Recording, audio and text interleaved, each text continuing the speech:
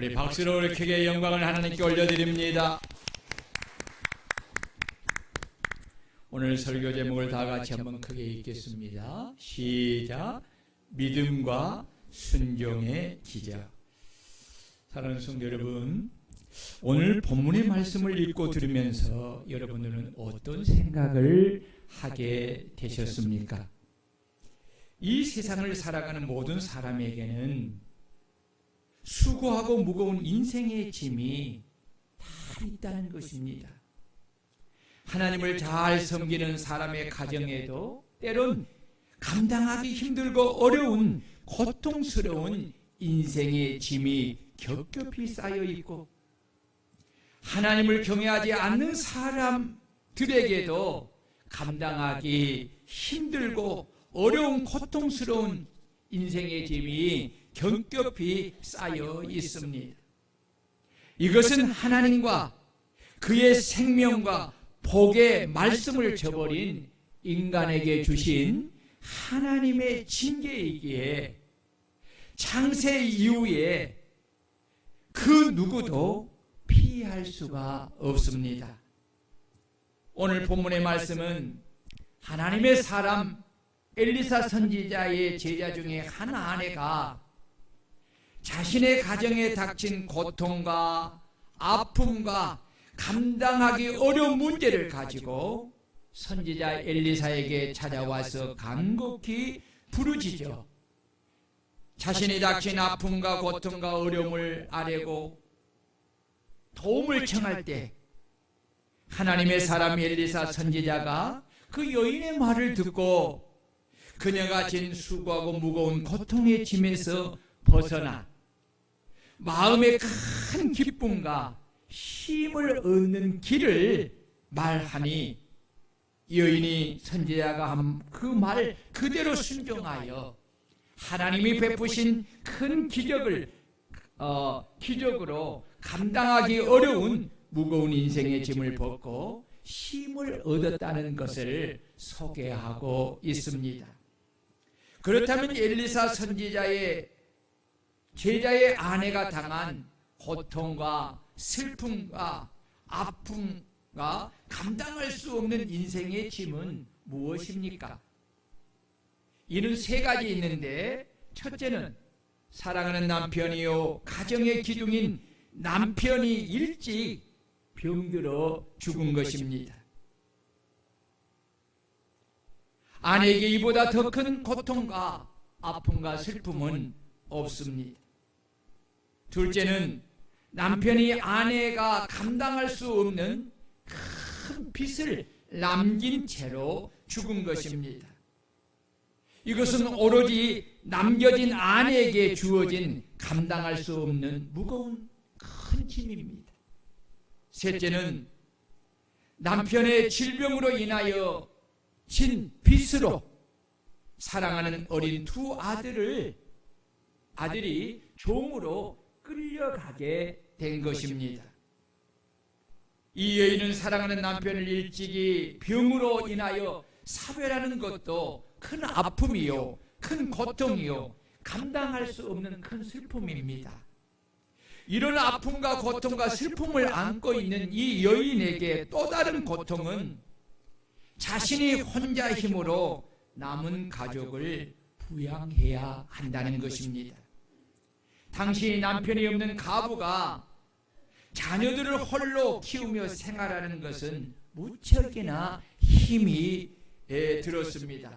그 이유는 가부로서 생활을 위해 할 수 있는 특별한 생활 수단이 없었기 때문입니다. 그래서 가부는 가난의 대명사이기에 구제의 대상이 된 것입니다. 또한 가부가 된 이 여인에게 임한 큰 고통은 남편이 질병으로 인하여 진 빚이 많다는 것입니다. 남편이 죽자 남편에게 빚을 준 사람들은 마치 벌떼처럼 매일매일 찾아와서 빚을 갚으라고 독촉하고, 이제는 독촉에 끝나지 않고 사랑하는 어린 두 아이를 그 빚으로 인하여 종으로 삼고자 데려가고자 한다는 것입니다. 이런 상황을 가리켜 사자성어로 엎친 데 덮친 격이라고 합니다. 사람은 누구나 할 것 없이 이렇게 안 좋은 일이 겹치고 또 겹칠 때 이 고통의 가중치를 몇십 배나 더 느끼게 된다고 합니다. 이때 세상에 속한 사람들은 물론이고 심지어 주님을 믿는 성도들조차도 주님을 경외하는 믿음이 떨어져 약하여져 있을 때 자신에게 임한 삶의 짐의 무게가 너무 무겁고 견디기가 힘들고 고통스러울 때에 삶의 의욕을 잃어버리게 된다는 것입니다.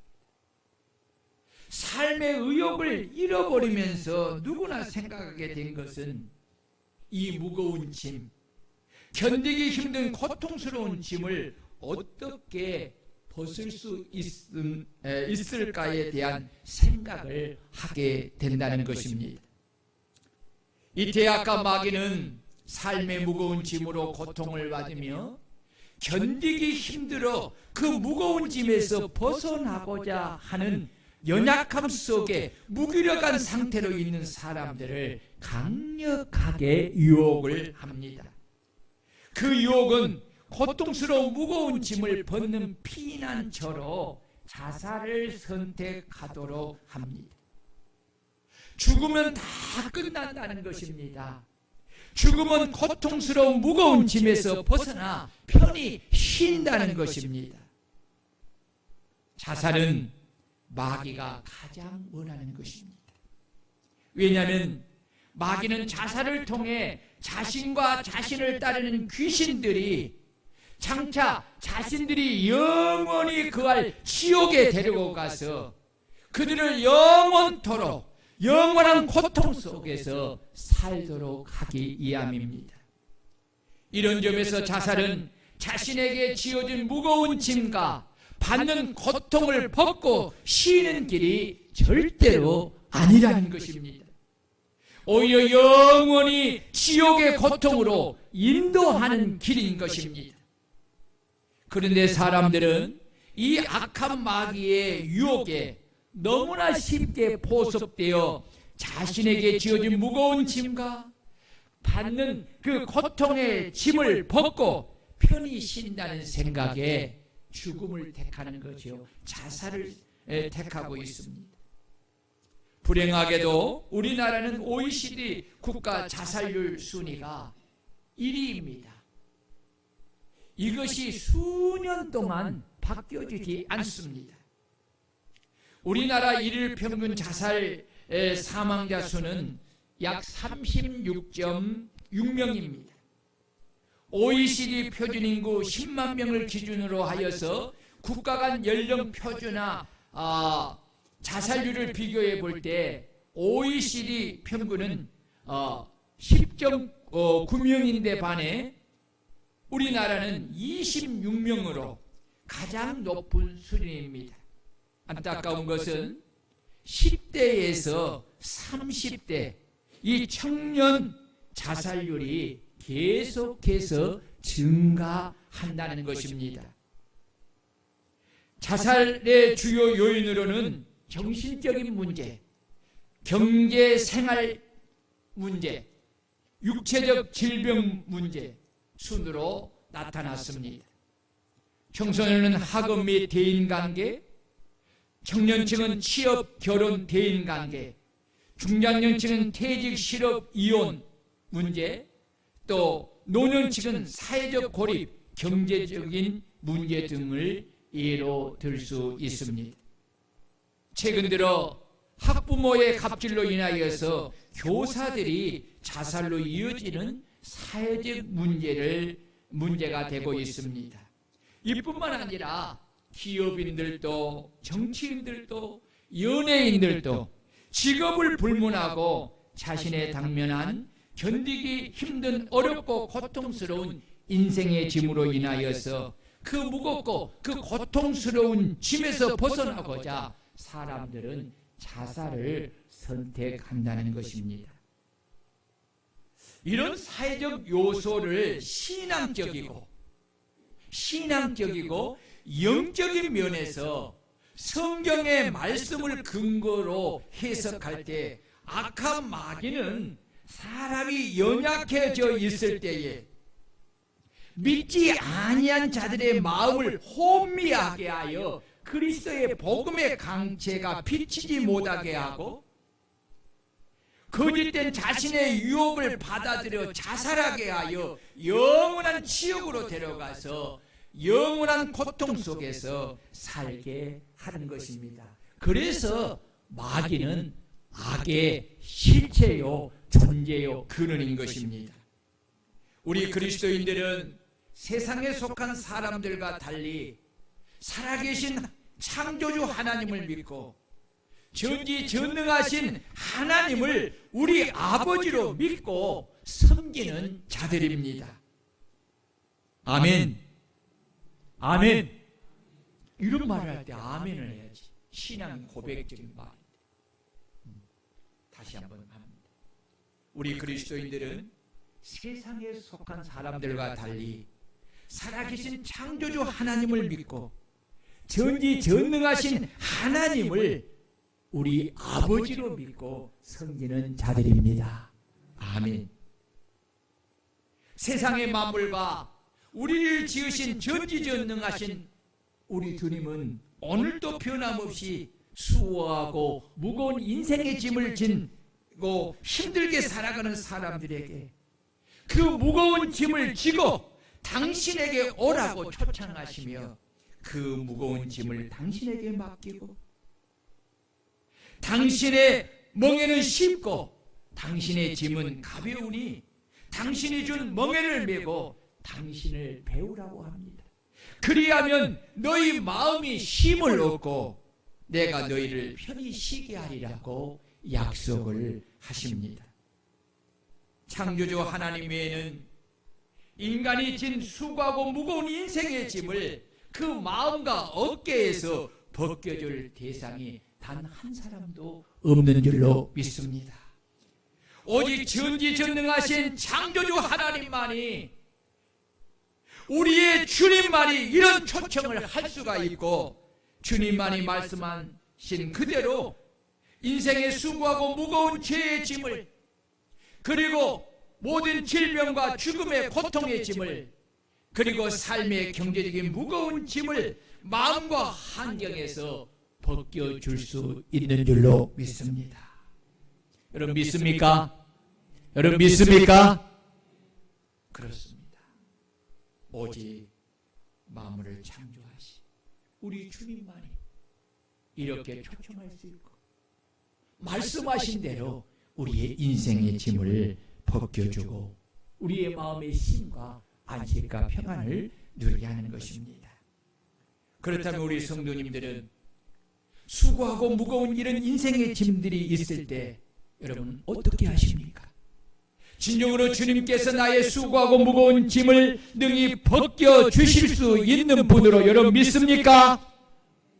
그리고 주님의 초청에 믿음으로 응하여 그 무거운 짐을 가지고 주님께 나와 기도로 온전히 맡기고 있습니까? 그리고 주님이 주신 십자가의 멍에를 메고 주님이 가르치시는 말씀을 겸손히 배우며 주님을 따라가고 있습니까? 이로 인하여서 주님이 약속하시고 주시는 진정한 마음의 쉼과 평안과 안식을 여러분 누리고 있습니까? 아니면 주님과 주님이 하신 말씀에 대한 믿음이 온전하지 않아 여전히 수고하고 무거운 여러 가지 인생의 짐을 여전히 머리에 위고 어깨에 그 짐을 지고 한 손은 주님을 붙잡고 한 손에는 머리에 있는 짐을 붙잡고 여전히 힘들게 불안 속에서 그렇게 수고로운 인생을 살고 그 무거운 짐 때문에 지쳐가는 그런 인생의 삶을 살고 있습니까? 우리 그리스도인들은 주님에 대한 온전한 믿음, 큰 믿음을 가지고 주님의 초청에 응하여서 나의 수고하고 무거운 영육간의 모든 짐을 주님께 가지고 나와서 온전히 기도로 맡기고 주님이 주신 십자가의 멍에를 메고 주님께서 가르치시는 말씀을 겸손히 배우고 주님을 따라가는 순종의 삶을 살아가는 성도들이 되어야 합니다. 이것이 여러분 믿음의 삶인 것입니다. 살아있는 믿음의 증거가 무엇일까요? 살아있는 믿음의 증거는 주님의 초청에 믿음으로 응하여 나의 수고하고 무거운 모든 짐을 가지고 주님께 나와 기도로 그 모든 짐을 아뢰고 또 아뢰므로 주님께 온전히 맡기는 것입니다. 기도야말로 자신의 믿음을 주님께 보여드리는 진정한 증거입니다. 하나님을 믿는다고 하고 성경에 기록된 말씀이 하나님이 하신 진리의 말씀을 믿는다고 하면서도 그 약속의 말씀을 믿음으로 붙잡고 주님께 나와 기도하지 않는다면, 내 인생의 무거운 짐을 주님께 가지고 나와 기도로 온전히 맡기지 못한다면 나의 믿음은 가짜이고 내 믿음은 죽은 믿음인 것입니다. 기도하지 않는 것은 자신이 하나님에 대한 믿음이 없다는 것을 스스로 증명하는 것입니다.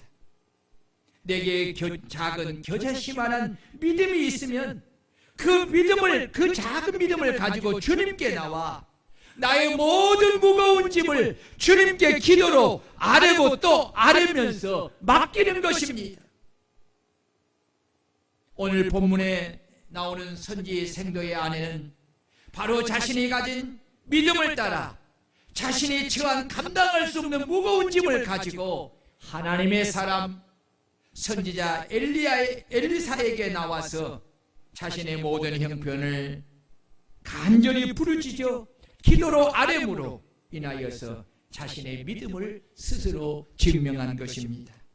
그러므로 우리 성도님들도 하나님에 대한 진정한 믿음이 있다면 수고하고 무거운 영육간의 모든 짐을 가지고 성전에 나와서 하나님께 기도로 간절히 부르짖으며 아뢰므로 내 짐을 주님께 온전히 맡김을 통해서 여러분은 자신의 믿음을 스스로 증명할 수 있는, 여러분들의 믿음이 살아있는 믿음임을 증명할 수 있는 여러분들이 되시기를 주의 이름으로 축원합니다.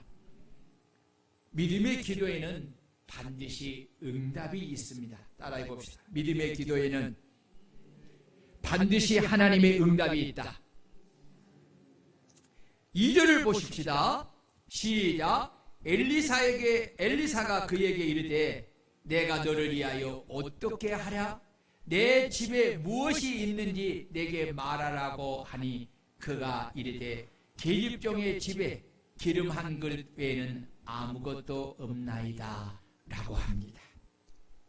여러분 보세요. 기도는 이렇게 하나님의 자녀가 하나님께 자신의 형편과 사정을 아뢰고 하나님은 그 기도를 들으시고 응답하여서 내가 너를 위하여 어떻게 하면 좋겠느냐 물으시기도 하고 또한 내 집에 무엇이 있는지 내게 말하라고도 하시고 이에 응답하여 여인처럼 계집종의 집에 기름 한 그릇 외에는 아무것도 없나이다 라고 대답을 하기도 합니다. 그래서 기도는 하나님 아버지와 사랑하는 자녀가 인격적으로 대하는 것을 가리키는 것입니다. 진정한 부모와 자식의 관계에서는 거짓이나 이선이 필요치 않습니다. 내가 가진 형편 그대로, 내가 느끼고 있는 그대로 내 마음을 솔직하게 쏟아 놓으며 아뢰는 것입니다. 이 기도는 대화체일 수도 있고 때론 울며 통곡하며 간절히 부르짖으며 간구하며 간청하는 기도일 수도 있고 때로는 목숨을 걸고 절박하게 기도하는 기도일 수도 있습니다. 이처럼 자신이 처한 환경과 형편에 따라서 하나님께 나와 여러 가지 모습으로 기도할 수가 있습니다. 그러나 분명한 것은 그 기도는 오직 믿음을 따라 하는 기도이어야 하고 하나님과 인격적인 기도가 되어야 한다는 것입니다.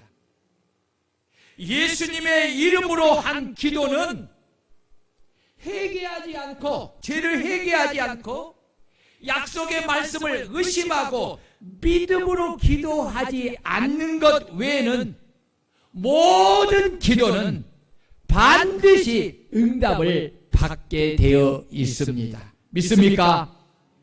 그래서 기도하는 사람은 먼저 자신의 죄를 살피고 회개하고 오로지 약속하신 하나님과 하나님이 약속하신 말씀이 그대로 이루어짐을 확실히 믿고 갈멜산의 엘리야처럼 응답이 올 때까지 쉬지 않고 끝까지 믿음으로 기다리며 기도하면 반드시 응답을 받게 되는 것입니다. 아멘.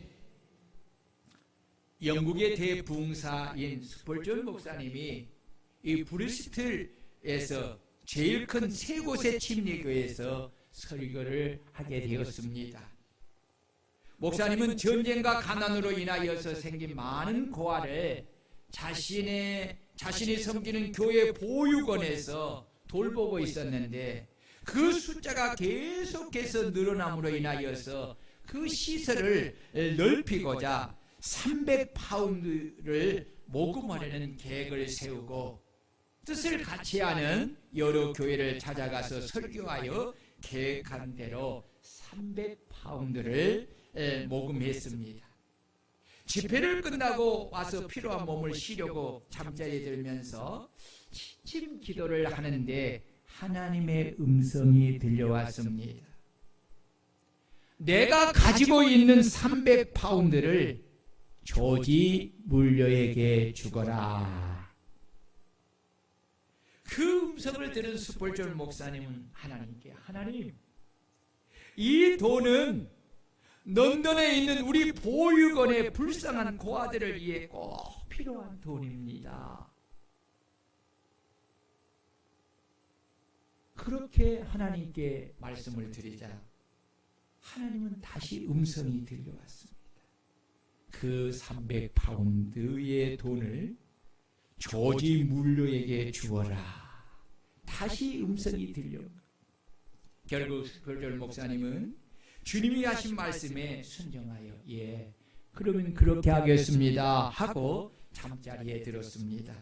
그리고 그 다음날 아침 일찍이 주님이 하신 말씀을 따라 조지 물러 목사님을 찾아갔습니다.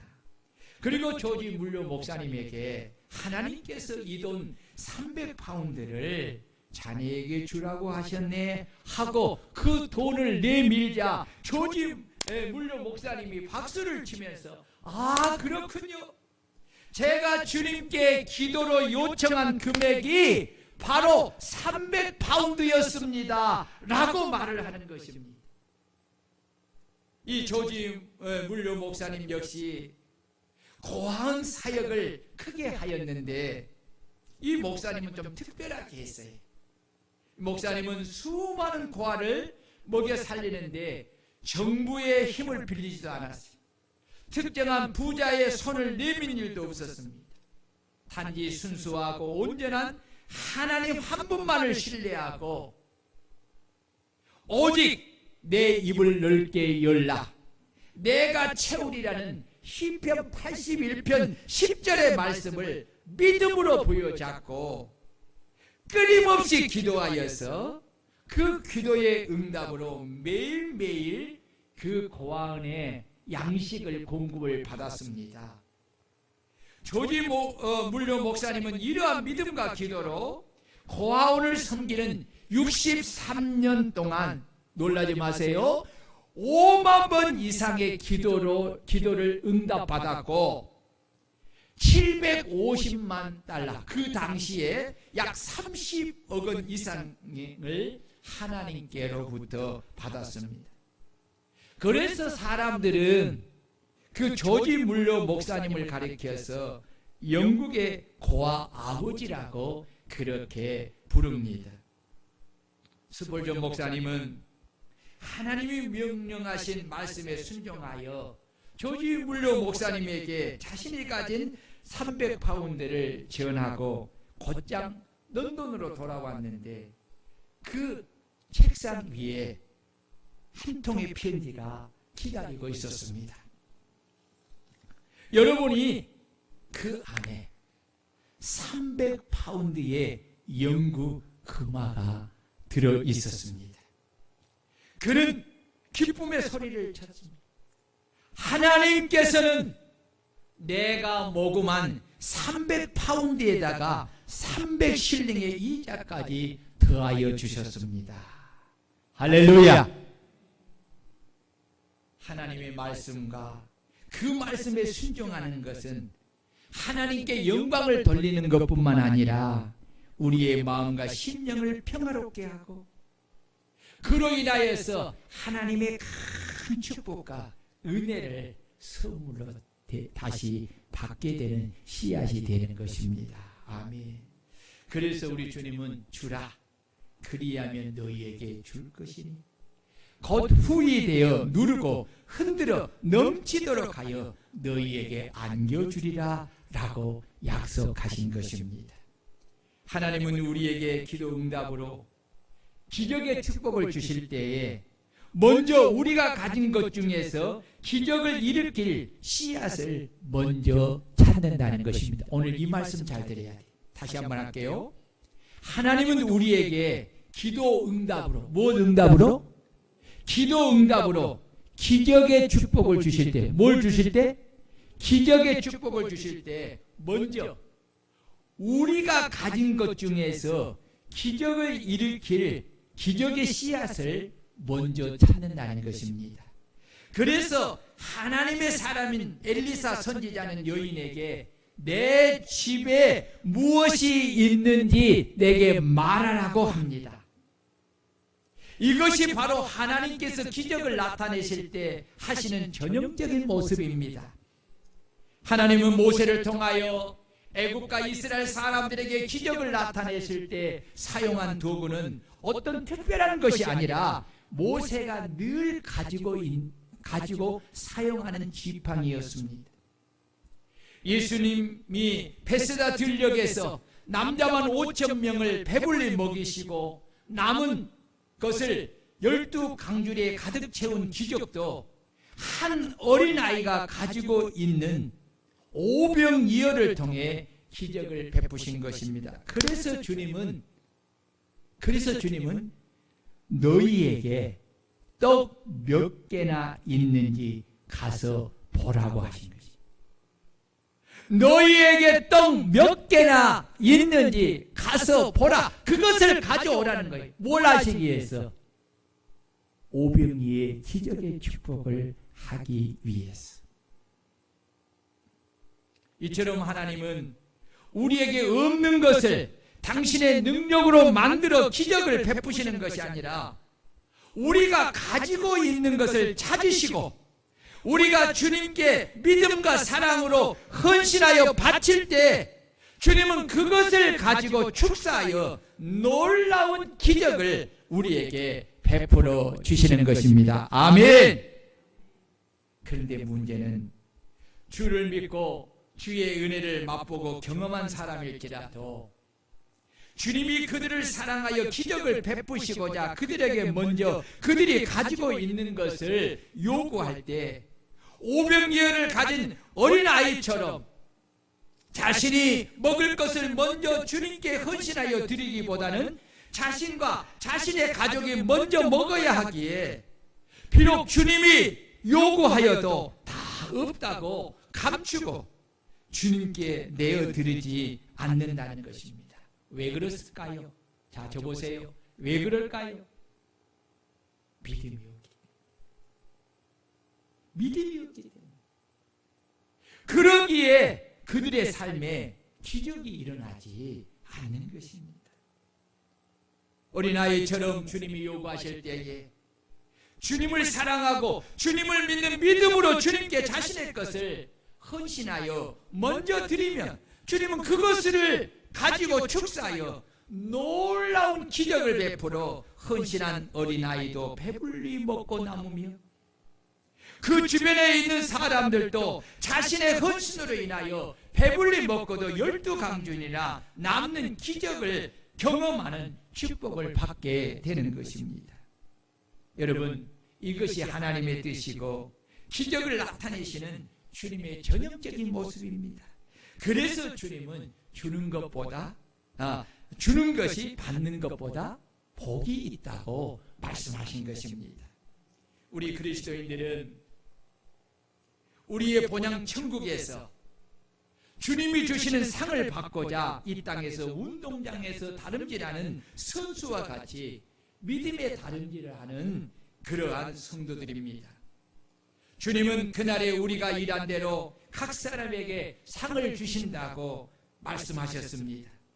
이런 점에서 우리가 주님의 몸된 교회에서 주님을 위하여 봉사하고 대접하고 섬기고 충성하고 헌신하고 아낌없이 희생하면서 주와 복음을 위하여 교회를 위하여 여러분 수고하는 것입니다.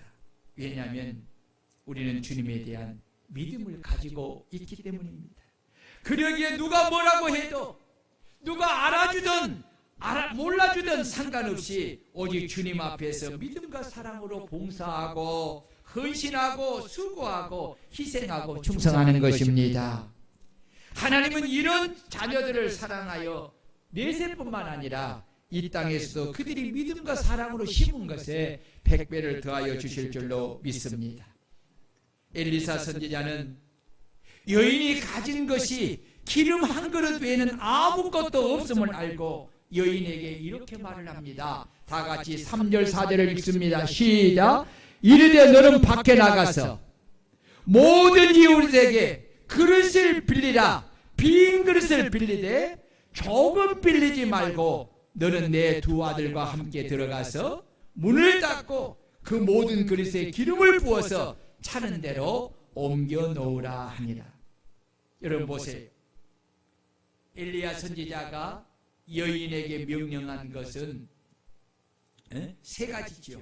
첫째는 밖에 나가서 모든 이웃에게 빈 그릇을 빌리되 조금 빌리지 말고 많이 빌리라는 것입니다. 둘째는 두 아들과 함께 방에 들어가서 문을 닫으라고 합니다. 셋째는 빌려온 모든 그릇에 기름을 부어서 차는 대로 옮겨 놓으라고 합니다. 자, 보세요. 저를 보세요. 우리 성도님들이 주혜종 목사님을 통해 여러분들이 이런 말씀을 들었다면 여러분들은 그 말씀을 하나님께서 주의 종을 통해 내게 약속하신 말씀으로 믿고 그 말씀대로 온전히 순종할 수 있습니까? 이성적으로 생각해 볼 때 여러분 잘 생각해 봐야 돼요. 우리가 늘 이성을 가지고 있잖아요. 이성의 지배를 거의 받고 살아가잖아요. 그런데 이런 이성적으로 생각해 볼 때 내가 가진 것은 기름 한 그릇 외에는 아무것도 없습니다. 그런데 이 한 그릇 기름을 가지고서는 아무리 작게 붓는다고 해도 우리 집에 있는 그릇에도 채우기가 어려운데 어찌 온 동네에 가서 집집에 있는 그릇을 그것도 조금 빌리는 것이 아니라 많이 빌려와서 그 많은 그릇에 어떻게 다 채울 수가 있겠습니까? 이것이 이성적으로 가능하고 지식적이나 경험적으로나 과학적으로 받아들일 수 있는 말이라고 여러분 생각하십니까? 여러분들은 이런 명령에 온전히 순종할 수 있습니까? 우리나라는 대통령을 통해서 동해 포항 앞바다 심해의 막대한 양의 석유와 가스가 매장되어 있을 가능성이 크다는 말로 인하여서 조만간 우리 나라가 명실상부한 산유국 대열에 합류하는 것이 아니냐라는 기대감을 가지게 되었습니다. 이를 뒷받침하라고 심해 평가 전문기관인 미국의 액트지오사의 고문인 피터르 아브레우 박사가 입국하여서 이에 대하여 발표하면서 석유 가스 매장의 가능성을 20%라고 합니다. 그리고 반대로 80% 리스크를 가질 수 있다고 하면서 20%의 가능성은 굉장히 큰 것이기에 한 곳을 시추하는 비용이 약 1,500억 원 이상의 비용이 들어도 20%의 가능성을 보고 시추를 해야 한다고 합니다. 자, 보세요. 그렇다면 오늘 엘리야 선지자가 이 여인에게 한 말의 성공률과 이 피터르 아브레우 박사가 한 말의 성공률을 비교한다면 여러분은 이 둘 중에 어디에 더 믿음을 갑니까? 이성적으로나 과학적으로나 경험적으로나 어디가 더 성공 확률이 더 높다고 여러분들은 생각하십니까? 사실 대통령이 20% 성공률이 있다고 말을 해도 국민은 실제로 그것을 쉽게 받아들이지 못하고 돈만 버린다고 반대한 사람들이 많습니다. 그렇다면 엘리야 선지자가 여인에게 한 말이 그대로 이루어질 것을 믿는 사람이 그 시대에 얼마나 되겠습니까? 아니, 오늘 우리가 이 하나님의 말씀을 듣고서 엘리사 선지자가 한 말대로 이루어질 것을 그대로 믿고 그 말씀하신 대로 온전히 순종할 성도가 우리 중에 얼마나 되겠습니까? 오늘 예배를 드리는 우리 성도님들은 엘리사 선지자가 한 말과 대통령이 한 말 중에 어느 것이 더 신뢰감이 가고 어느 말이 더 믿음이 가고 어느 말에 순종하겠습니까? 그리고 그 말이 이루어질 때까지 온전한 믿음을 가지고 끝까지 순종할 수 있습니까? 여러분 지금 한번 선택해 본다면 우리 성도님 같으면 어느 것에 지금 선택을 하시겠습니까? 엘리사의 말에 확률이 크다 생각하고 선택하겠습니까? 아니면 이 대통령의 말에 확률이 더 많다 해서 선택하겠습니까? 이성적으로는 어디에 선택하겠어요? 여러분들 당연히 그래도 20% 확률이 있잖아요. 그렇죠? 거기에 하이 믿음의 관점에는 어디에 선택하겠어요? 엘리사의 말에 선택하지. 이것이 믿음과 이성의 차이예요.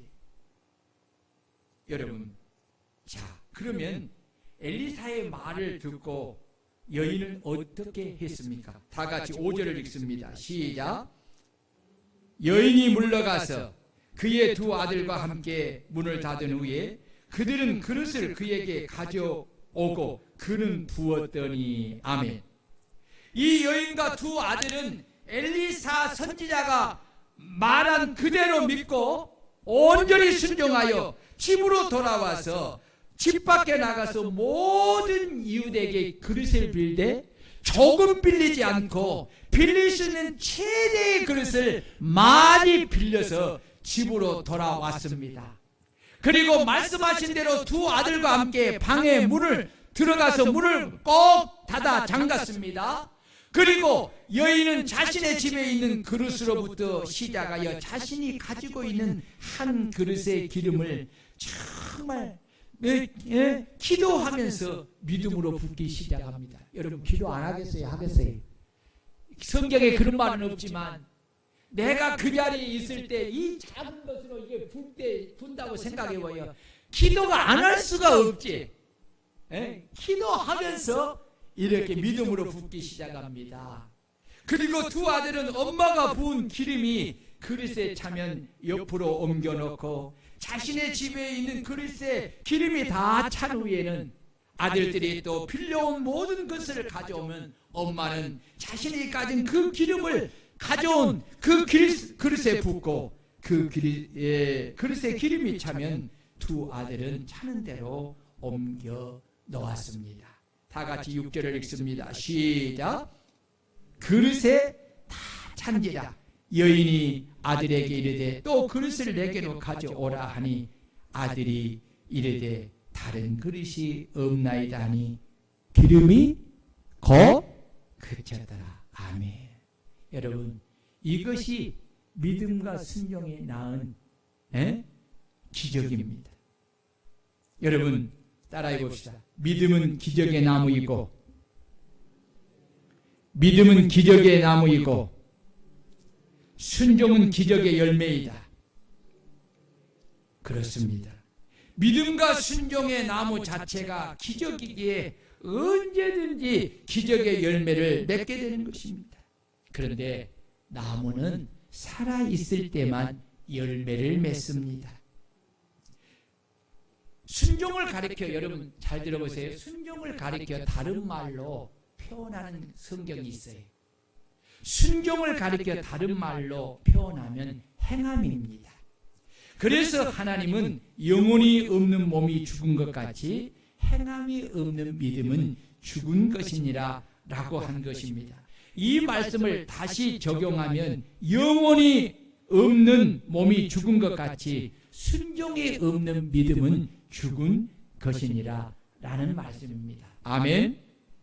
여러분, 내 삶에 기적이 일어나지 않는 것은 하나님의 말씀에 대한 내 믿음과 온전한 순종함이 없기 때문입니다.